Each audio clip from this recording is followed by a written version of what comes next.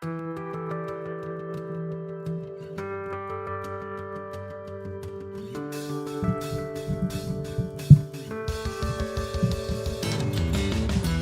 good morning, Hoosier Nation, and welcome to another victorious edition of Hoosier Morning After. A very delayed Hoosier Morning After. I apologize for that. A few nights ago, your Indiana Hoosiers go on to beat Minnesota 82-67, going 8-2 on the season so far. Opening up the Big Ten portion of the schedule so far, 1-0, undefeated in the Big Ten. This game started out with both teams looking a little lackadaisical on the defensive side, really being able to do whatever they wanted to offensively for the first 10 minutes, really trading baskets. But it would be at about the 10-minute mark, 11-minute mark, where IU seemed to at least remember how to play defense in basketball.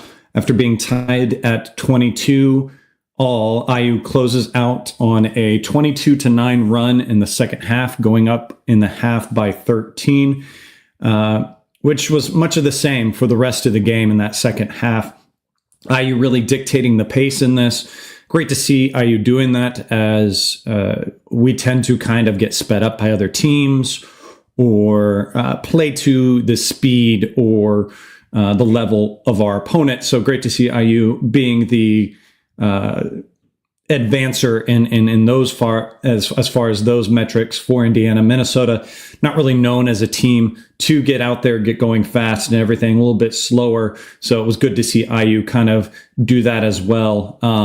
Probably the most complete game we've seen so far from this team in this season. Not quite 30 or 40, a complete 40 minutes, but at least a good one once they finally woke up, and maybe a little sleepwalking in the final 5 minutes or so of the game. But that was when the game was well underhand, and we kind of knew things were what they're going to be, and that you have those fall offs. But a great game overall for IU, a great movement towards the positive, a great step forward as we move on into the Big Ten portion of this season. Thanks for being here with me. I'm your host, Chad Schwarzkopf. Martha, the mop lady, off for today. Martha will be back with me as we have a quick turnaround game tonight, and a show will happen tomorrow morning as well. So we'll talk briefly about this one, look a little bit forward to the Nebraska game this evening, and see what that kind of matchup is. Really, in this game, it was great to see some good guard play, much better, including a great play that we saw hustle-wise when we had Carlyle, Galloway, and Rice all in together. That really great moment of Carlyle with the rebound, catching Galloway on the fast break with his great little kind of one-touch passes, almost volleyball-esque, setting the ball to Rice at the basket for the layup. Very electric play, gets the crowd going. Great to see those guys. And speaking of the starter of that play, Carlyle, back in the game after missing a few with a little bit of an injury. Wasn't really announced what that was, but coming back, reported by Woodson that he had only started practicing the day before this game, and was great coming off the bench. Loved what we saw from him. Loved what he gave IU. Looks a lot better, possibly as the sixth man in this team, for this team, being that ball handler. Would like to see if this is the kind of performance that can continue from him, being off the bench. It may be where he's more well served, as he is used to being the ball handler. If you look back at highlights from his previous seasons, from his previous team, he is a player that does like to be that ball handler and initiator of the offense. And when he came in that second unit, when he comes in off the bench, he really is that spark plug, that energy guy coming off the bench, and was able to kind of find his offense from that. Finished with 14 points, 5 or 6 from the field, very efficient. 3 for 6 from 3, so great to see his 3-point game getting going, 5 assists. If this continues, I mean, obviously this is one game. A pattern has yet to be made, but something that IU may have unlocked wise, and maybe I will eat crow now, or be able to eat crow eventually, in back off from my bullish stance of wanting Galloway to be the sixth man for IU coming off the bench. It may be served better for to be Carlyle coming off the bench. That way he can be more of a focused scorer for IU, that ball handler as well.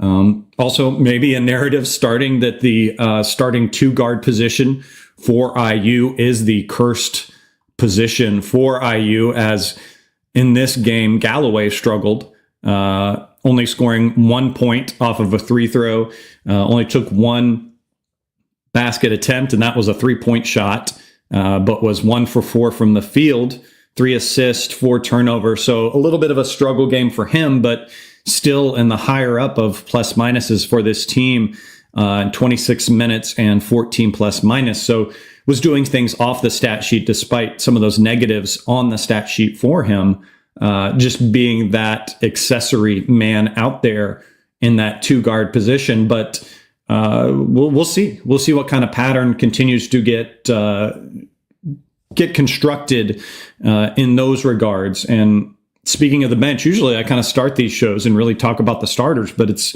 really, to me, the story of the bench in this game, where we had 32 points from the bench, a very shorter bench as well for IU in this game. Tucker coming off probably one of his worst games against Miami, the last one.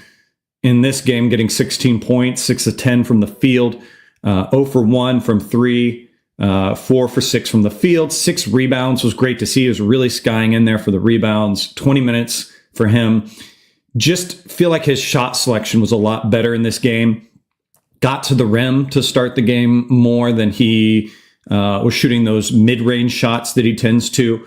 Might be kind of the key for him. Get some plays run for him, getting downhill, getting to the basket, see some easy ones fall in.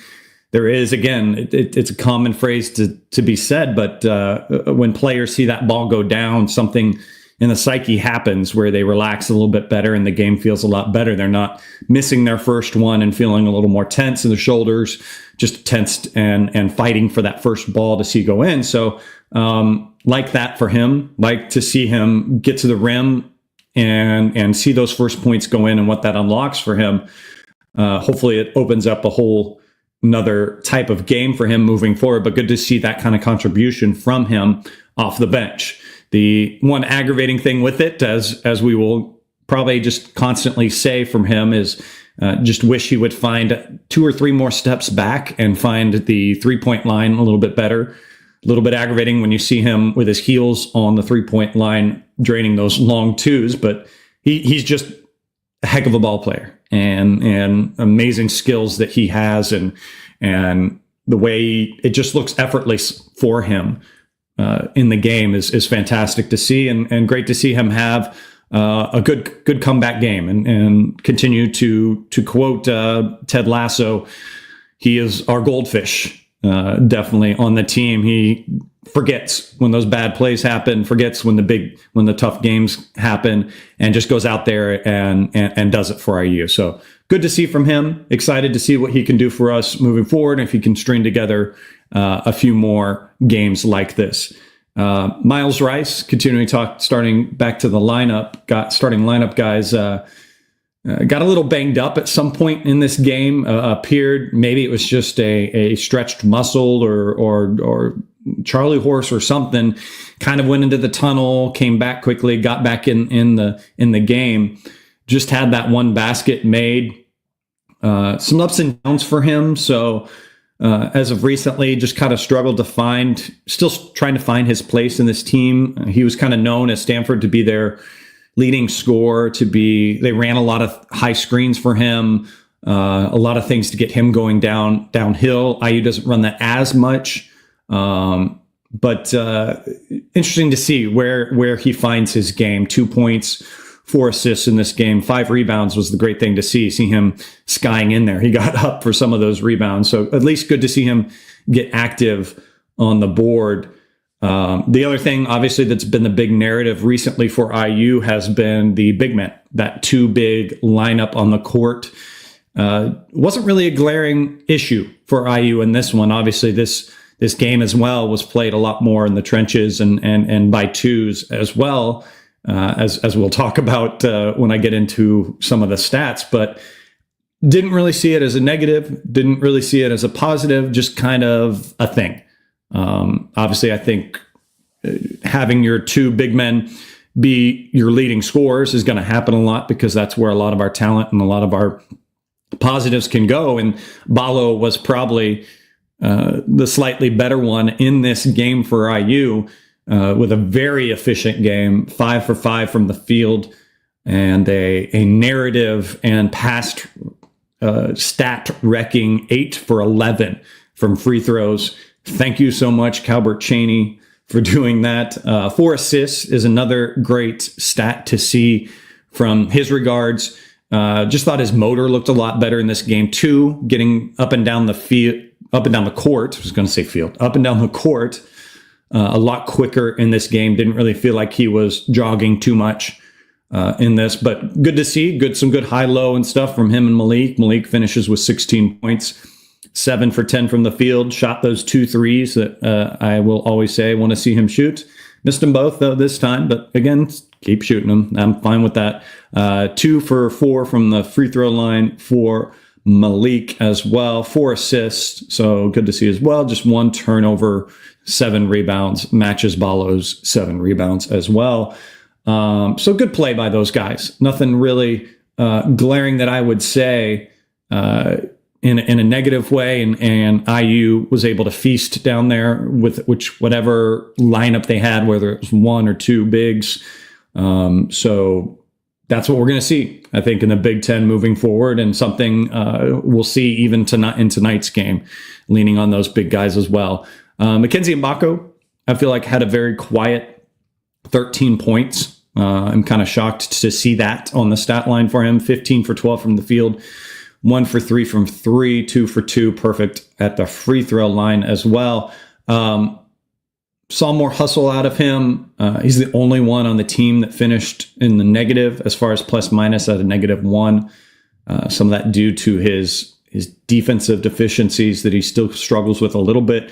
I don't know. I'm still trying to figure out where I am with him, because going into this show and prepping for the show, I expected a lower number on the scores sheet from him, and I'm shocked by that. So that's why I tend to kind of think it was a quiet 13 from him. Maybe that's because I'm holding him to a higher standard and thinking he is the at least talent leader for IU, and shoot, if 13 is the middle ground to low for Mackenzie, I'll take it. That'll pay dividends for IU this year. So that's fine for me. No problems there. But great to know that at least he can improve from here. Things can get better for him from here. The other thing, beyond just talking specifics of different players that I want to say in this game that we saw, was just the effort. The effort looked much better for this team since the Bahamas. The one play where multiple guys got on the floor after that loose ball, including Ballo, was received with just huge roars from the fans there at the game. I noticed that watching it, and a lot of people have mentioned that on Twitter and different podcasts that were at the game. So that's great to see, and that just shows you again where the headspace is of Hoosier Nation. We love that kind of effort and thrive on that. And had we had that in Bahamas, it's going to be that kind of what if kind of situation. And I think that's kind of a bed that's going to be made for this team, something that we're going to possibly look back. I mean, it's a positive to look back and say that, I guess, but kind of nitpicks at you. But this team continues to put effort like that out. We're going to look back at the Bahamas and say, if we had this kind of effort, maybe things would be a little bit different, and we wouldn't be struggling and talking about bubbles and all that kind of thing later on in the season. But hey, again, lead with hope. Looks like we're on the right trajectory. This team is at least taking steps forward in those kind of regards. There will be steps back. That's going to happen. But overall, if the effort stays at a good level, that'll be great to see. It's why we kind of fell in love with Luke Goody and why he kind of surged after the Bahamas. We saw he was one of the players in the Bahamas that was giving that effort and showed that he cared so much more. Not saying that other players didn't care, but just he showed that kind of gumption that we love to see from Indiana players. So positive. Let's keep that going. Let's keep that motivation towards that way. Looking at some stats in this game, 42 points in the paint for IU. That was kind of broken down on 13 of 18 on layups and 28 of 39 on twos. So pretty good clips there as far as points, and that's obviously where everything was going. But the three-point line still struggles a little bit, only 4 of 14, at least the number of attempts getting up there. Again, would love to see it above 15 at least. This is going to be a team that's just going to win their games by pounding it in there and scoring those twos. And another stat, obviously, that's really shocking. IU made the most threes in this game at 4, with Minnesota only making 2. So 6 made threes in a game from both teams is a pretty crazy stat to see in this type of gameplay we see right now with different college teams. So we'll see. We won't see that often. That's not going to happen very often. But other stats to look at, obviously, I already mentioned the bench points at 32 was a very fantastic thing to see. 14 turnovers, that's a little rough, a little bit higher, but at least on the ratio side of turnovers to assists, a little bit better with 21 assists. Overall, a good ratio. Would like to have those turnovers in single digits if we can. 2 of those turnovers were a little rough looking, as they were IU hitting the rim with 2 entry passes / alley-oops that were little. IU forgot the basket was there. If you're going to try to entry pass and hit the basket, why didn't you just shoot it? But whatever, two of those turnovers by fault of IU hitting the rim, which is so strange to see. Not many other stats, obviously, to dig too deep into, as IU just kind of handled business in this game and took care of things. And we, again, the thing I will take from it the most is IU took care of business. We took care of things. We did what we needed to. We got that first win. Obviously, it's a Minnesota team that's on the lower end of the Big Ten. And we just hope that they continue to do a little bit better things, and the Big Ten mix things up. Obviously, any win is going to be a good win on your resume. Quick turnaround, at least on this show. We'll have another show on Saturday. IU playing tonight against Nebraska. It's an 8 p.m. tip, late tip for IU tonight. Looking at what Nebraska has done, they struggled again against Bethune-Cookman, lost against St. Mary's, and coming off a recent loss against Michigan State this past weekend. It was at Michigan State, handed them a loss by almost 20 points, I think. Not a lot of size on Nebraska that IU is going to have to deal with. One of their big guys got injured, out for the season so far. So look for IU probably to have a lower three-point shooting again on this game, pounding it in there and try to get while they are short-staffed underneath, look for them to get into foul trouble for that. Ken Palm right now has it a 1-point differential in the game. We'll see how that goes moving forward, but good to see. Obviously, any Big Ten road game can be a tough one. Turnovers are going to be a big key in this game. IU not being very good at taking care of the basket, and Nebraska has done a good job on the season so far at turning people over. Under 30% from 3 is what Nebraska is averaging, so they're not a big percentage 3-point shooting team or making team at least. So that's good for IU, but got to take care of the ball tonight. Got to look to really pound it in there underneath, get going downhill. Some good ball screen, horns action will be very important for IU moving forward in the game tonight. So let's see what we do. Let's see what we can do. Let's get to 2-0 on the Big Ten season so far. A good road win in the Big Ten is always a positive for this program and for your resume moving forward. But again, to sum up the way this game was, looking past the obvious narrative that we always will complain about, and that's the three-point shooting, but everything else, very efficient. Once IU got locked in defensively, that looked a lot better help, a lot better rotations on the defensive end, and bench contributions from guys coming in. Fantastic to see bigs taking care of business and everything like that.